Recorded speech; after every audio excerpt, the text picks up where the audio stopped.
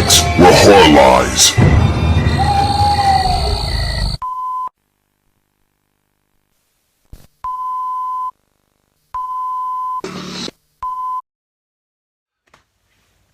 Welcome to Bodybags, week 116 here on the channel. I'm OUTSIDER365. Hello! And the movie I've decided or picked to talk about this week is Wrong Turn, Part 2, Dead End from 2007. Back to the Wrong Turns.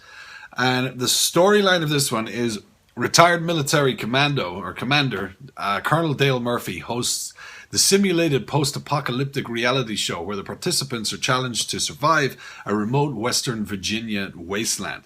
But the show turns into a nightmare showdown when each realizes that they're being hunted by an inbred family of cannibals determined to make them all dinner. So that's the show. That's the story. It is a bunch of kids and they're in. It's not technically the same Mountain Man from the first movie, but there is kind of the three-finger character in there, and he did kind of survive from the first one, so it could be him.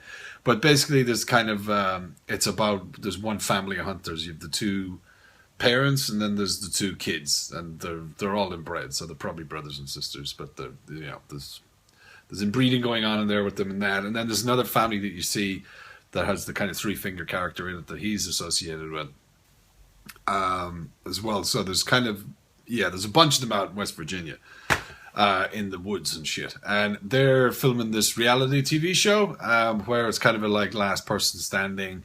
They have all these kids, all the generic kind of, typical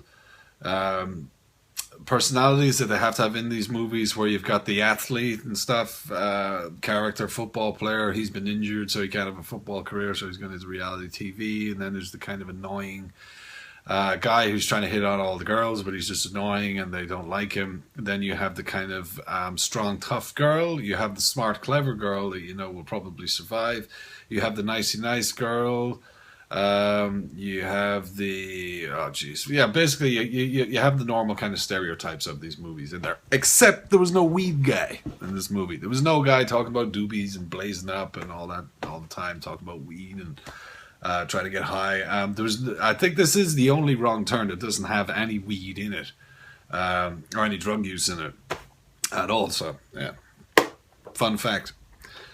They're trying to do this show, and they've set cameras up in the woods, and they have like a technical van there and stuff, and they're going to record everything and do this show, and they have to do these challenges, and they've got all these kind of little cards and alarms that go off, and they have to put their card into the alarm if they get simulated radiation and whatever. But all that, the whole game and the show gets put to fucking bed when the Mountain Men come out and start taking them all out one by one, and that's the movie. I mean, it's kind of the same as the other storylines. So there's no point in going into the story too much.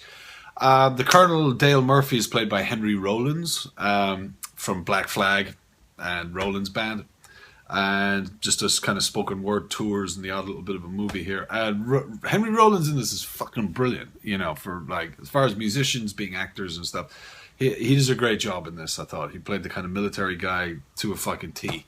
And he actually had a good part in it. He's a fucking badass in it. You're kind of like, yeah, go fucking Dale, because he's fighting with them and shit like that too. And, he's got the training and shit, so he's fucking cool. The kind of girl that turns into the femme fatale of it, Erica, I think was the character's name. She did a pretty good job in it. They had the family in it are good and all that. Some of the kills are pretty good, pretty nasty.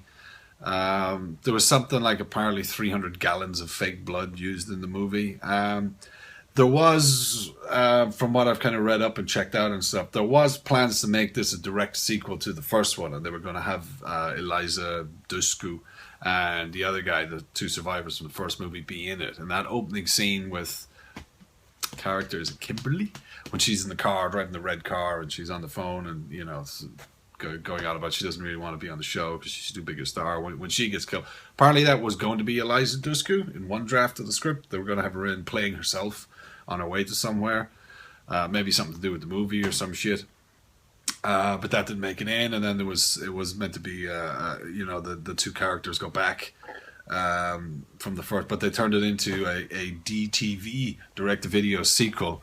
And also kind of read that this movie is meant to be a homage to 80s, early 90s horror sequels. You know, that there's that scene when the one Erica is at the table with the cannibals, and she's tied to the table and they're eating and stuff, and it's kind of right out of Texas Chainsaw there.